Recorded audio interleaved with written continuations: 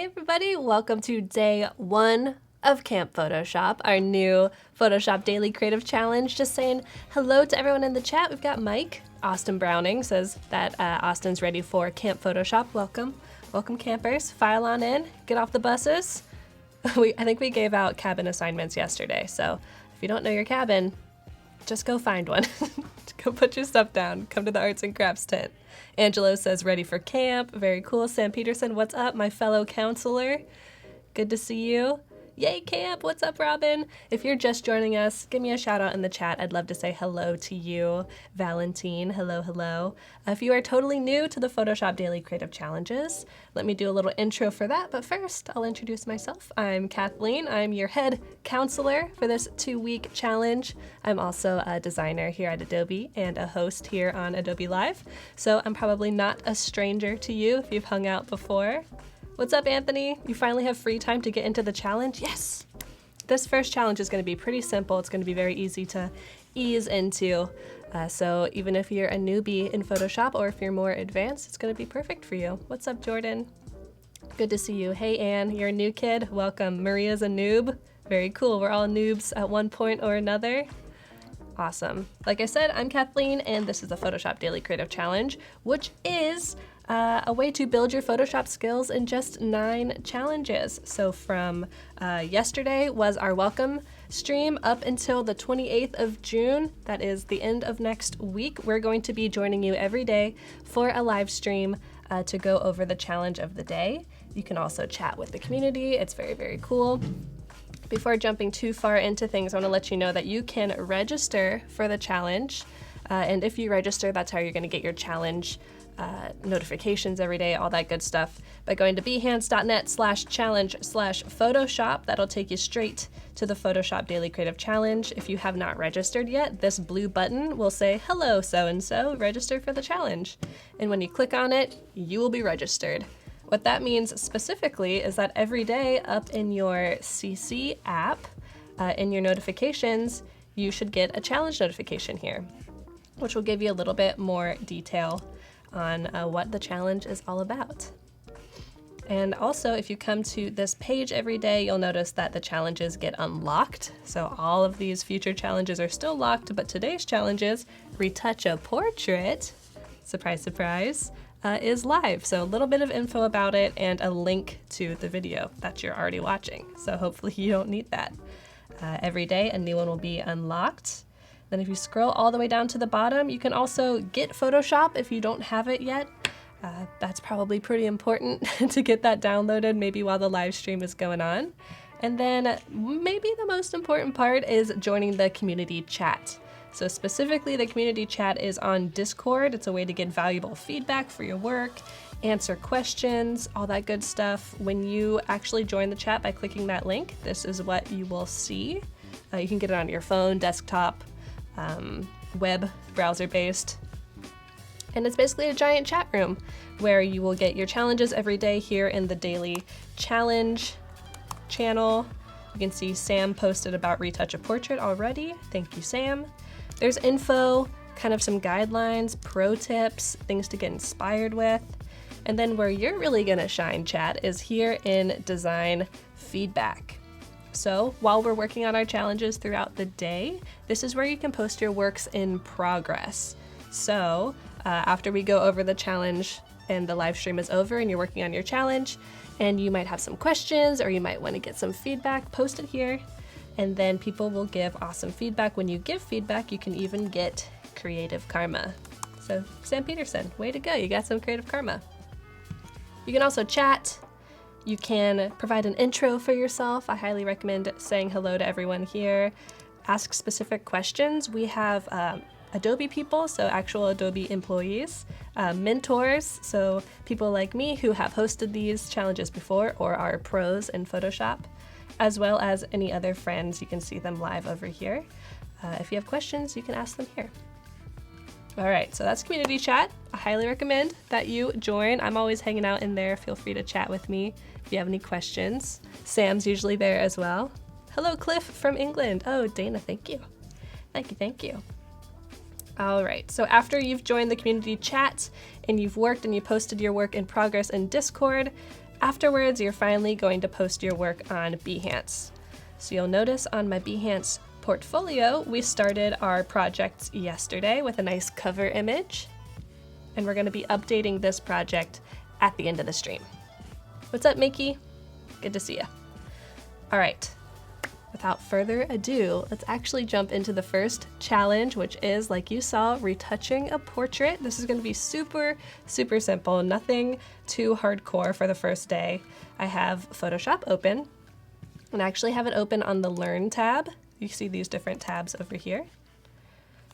The Learn tab, you have some options for tutorials. If you want some more help, you can also get more tutorials by clicking on the link down here at the bottom.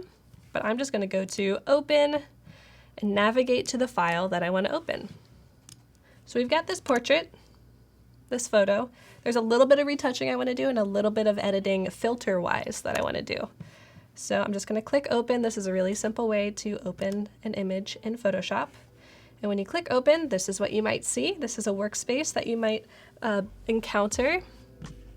You'll notice over here on the right, you see a Layers panel. So you'll see Layers is highlighted. You see our first layer, which is the background. Now if I click this eye,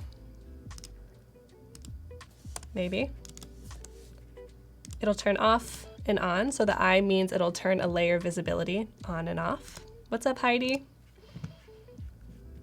And the first thing that I like to do, just in case, because I'm superstitious, is I like to make a duplicate of my base layer, just in case something wonky happens and it disappears. So the way that I like to do that is I'll just grab the actual layer. Let me move my coffee cup so you can see what I'm about to do. Grab it, hover over the new layer icon, and just drop it there, and that'll duplicate it. So you'll see down here, new layer. Cool, so now we have a backup just in case. All right, I'm just gonna rename this by double clicking on the name, say portrait, and let's get to retouching, shall we? I'm gonna zoom in,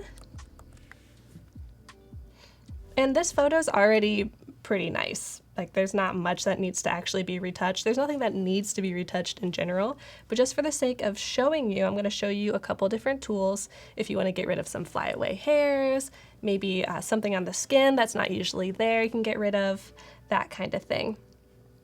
So the first thing that I will show you is the spot healing tool.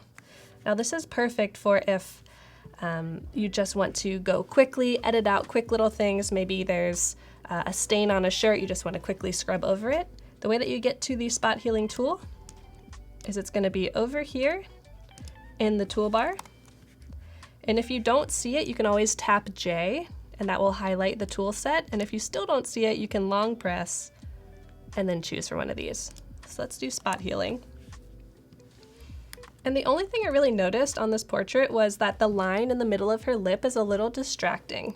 There's nothing wrong with it, but when you're looking at the whole portrait, it's a very dark line and your eye kind of goes straight to it. So, oh hey, watching from Ghana, very cool.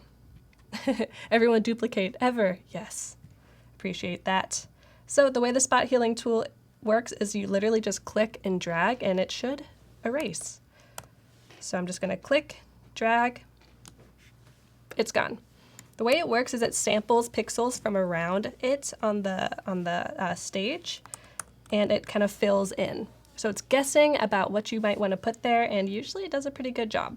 So that's fine. If you wanted to go in further, you could get rid of some more of these lines, but I don't think there's anything wrong with them. It was just that main dark line was a little distracting. Alrighty.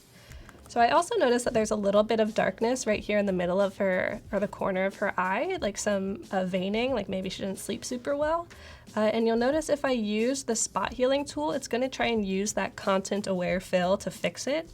And usually for this specific image, it doesn't work super well because it's trying to grab some of this kind of darker mixed with the white, and it gets a little confused. So what I will do is go back to my tools and click the actual healing brush. And this way, I'm just using the bracket keys to size down my brush. This way, if I hold Option, I'll actually get to pick a source. So I'm holding Option and I'm clicking.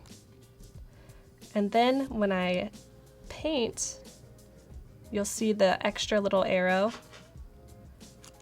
is showing me where I'm picking up pixels from. So instead of doing the thinking for me, it allows me to pick the source and paint away. Okay, that was a tiny little edit. Like I said, this image doesn't really need anything. Anthony, if you have a question, let me know specifically what tool you want me to go back over. But this was the healing brush, and before I did the spot healing brush. Alrighty, so any other things on the skin I think are there usually, like any freckles or moles, so I'm just gonna leave those. All good. One of the last things I think I'm gonna do is I'm going to kind of reshape the frizzies that, the flyaway hairs that she has. I kind of like how some of them are just showing the direction of the wind, so there's no problem with them in general, but I'm gonna kind of choose where they are and where they aren't. So I mostly want to get rid of this kind of top little section of that. Samuel, never squeaking? What? Oh, squeaky wheel. Got you. Oh, when you duplicate too much and all of a sudden your PSD is 10 gigabytes. That does happen. One way you can avoid duplicating is just make your layer a smart object, but we'll do that later. All right, so let's get rid of this top section of flyaway hair. The way I'm choosing to do that is I'm going to use the patch tool. You'll see these kind of hot tips, these tool tips will come up if you hover over the tool. So if you ever want to learn more about a tool, you can just hover over it. So I'm choosing the patch tool and I'll show you how it works because it's pretty awesome. When you have it chosen, you'll notice your cursor changes an icon. I'm going to draw around this section. I don't have to be super clean with it. I'm just going to kind of eyeball that. And when I drag it, it'll say, all right, we're going to pick up the pixels from wherever I drag it and replace them. Now let's see if this works. It worked pretty well. All I did was release the cursor, deselect. And then if you zoom in, you'll notice that it replaced the edges here. So it still has the texture of her natural hair, but it doesn't have this huge section of hair. So there it was before, there it is after. Great, I could do this all around. I could get rid of the whole right section of the flyaways, but we're gonna leave those for now. I think we're good on the retouching. I'm trying to think if there's anything else I wanted to maybe get rid of. If you zoom in a little bit closer, you'll notice that there are some very thin, wispy hairs that don't really feel a part of the rest. So here's another place where I could use that spot healing brush. So if you just draw over this, it's gone. Alrighty. You've never used that tool before? I love the patch tool. I was actually showing Paco how to use it earlier for getting rid of text on a background. Alrighty. So we have our retouched portrait. Now let's add a little bit of dreaminess. I'm gonna do that with a filter. But first, before jumping into the filters menu, I could just jump in here, do a filter, and call it done. But I'm gonna right click on my layer, and I'm gonna click Convert to Smart Object. When I do this, and I make a filter, it's gonna make it so that at any point, I can take the filter back off. If you don't make it a smart object and then you filter on top of it, it's kind of done permanently. So making it a smart object will make anything fixable, editable, no matter how far down the path you go. Alrighty, so filter, blur gallery, and I'm gonna choose spin blur. Like I said, I wanted to add this kind of dreamy, kind of wispy quality to this image, since she has kind of this thoughtful look and this free hair. So when I click spin blur, you'll notice that this widget comes up and I can drag this around. This is the center of the spin. I'm just gonna kind of center this around her cheek, around her face. I'm gonna grab this widget right here, this square. I'm gonna hold Option and I'm gonna drag out. That's gonna allow me to drag from the center. I'm gonna drag it so that it covers the entire image. Maybe a little bit more. You'll notice that I have preview turned on so that I can see the actual blur as it's happening. Yeah, isn't the patch tool amazing? Yay, I'm so glad people are liking it. And I said I wanted to add a dreamy quality, not like a nightmarish quality, so let's turn down this angle quite a bit. I'm gonna do like 3 degrees. Alrighty, it's starting to have that kind of like analog film look. I'm just gonna click OK. What's up, Karen? Good to see you. And since this is a pretty big spin blur, I dragged it out quite large. This might take a moment to actually save. Oh, it's going faster than I thought. Greetings from Canada. Nice.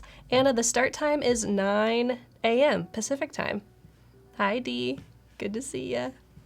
But I'll be back tomorrow, so don't worry if you're coming in late, Anna. You can always watch the replay as well.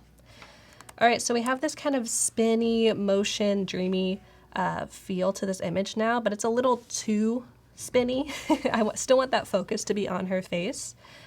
So the beauty of these smart objects is when you use a smart filter, like I said, you can turn it on and off by just clicking the visibility right here. But of course, it needs to re-render. Kelly says, I'm blown away with all that Photoshop is capable of. Me too. Kelly, what are you blown away by? There's a lot going on.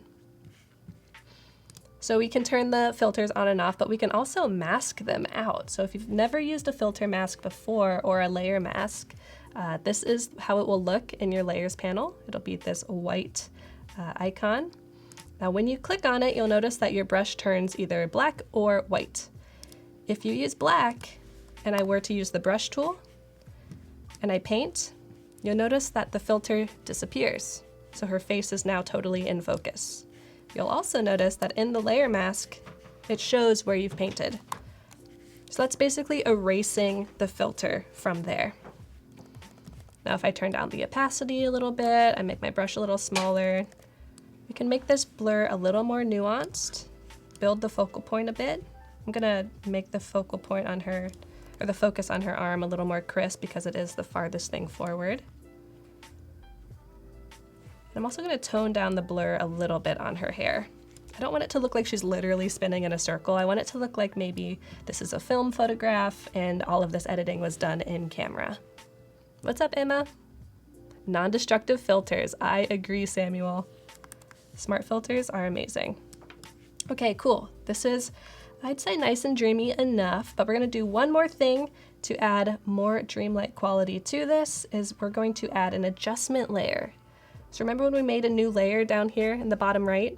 Instead of doing that, we're gonna go over here to the adjustment layers. I'm gonna choose black and white, and you see that makes a new layer.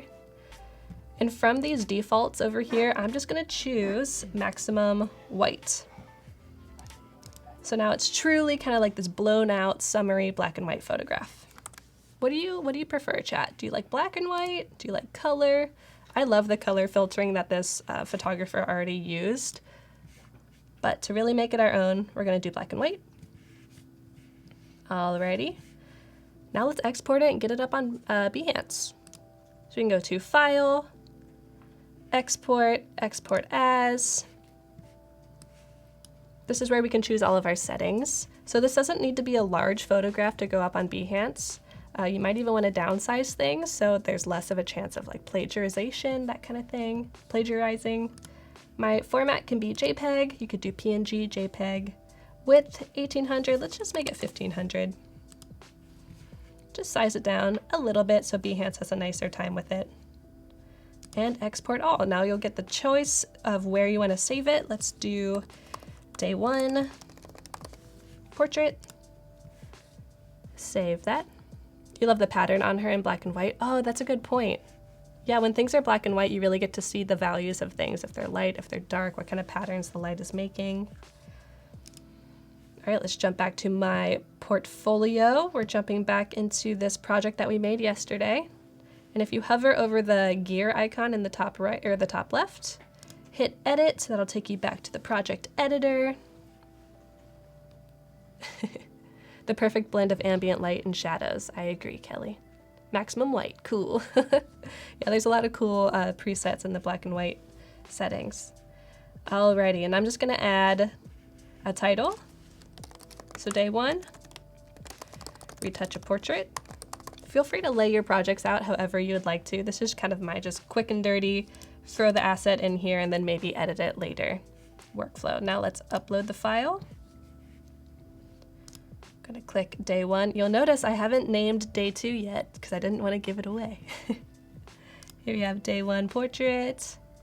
Click OK. Still pretty big. And if this is too large for you, you can edit it. You could throw it in a photo grid, or I could also just go in here, image, settings, width. Let's make this like 3 by 4. Okay. Export it out again real quick.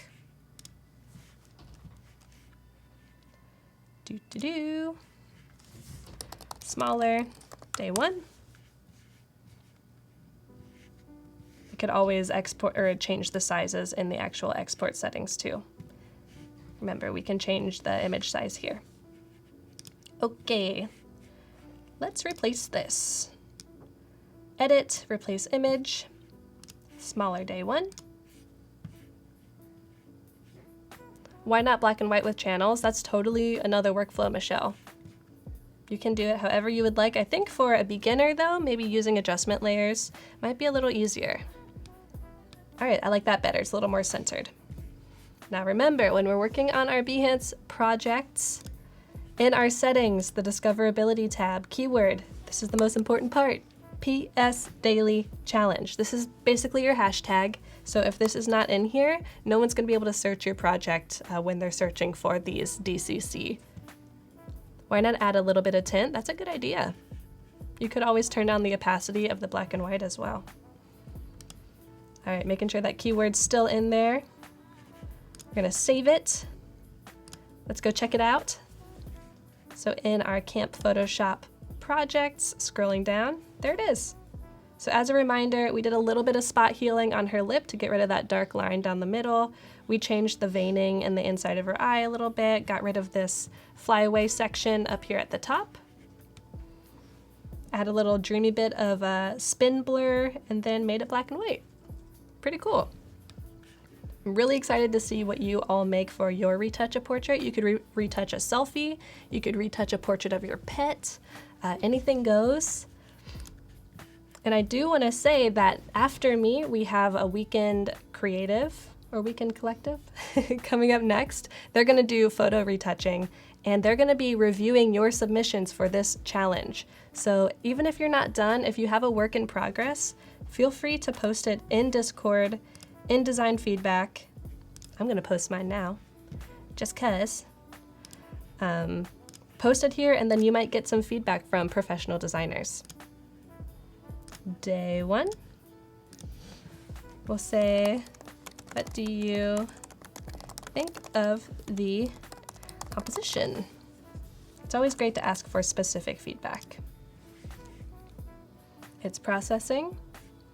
So like I said, if you're gonna watch the next stream and you're working on a retouching project, get those uploaded because the next designers are gonna be doing reviewing. Thank you, Samuel. Appreciate it. Oh, you think I'm the best counselor ever? Wow. That's so nice. Thanks, Robin. It's my first time being a counselor. First time at camp. All right, so chat. Tomorrow I will be back with another challenge, day 2. I am going to give you a little sneak peek. It has to do with hand lettering. So very different from portrait retouching, but all done in Photoshop. It's going to be very cool. Greetings from Mongolia. Hello. Dune, hello. I'm about to head out here, but maybe we can show the schedule for the rest of the day. We have, yes, more Adobe Live coming. We have a full day of Photoshop and XD.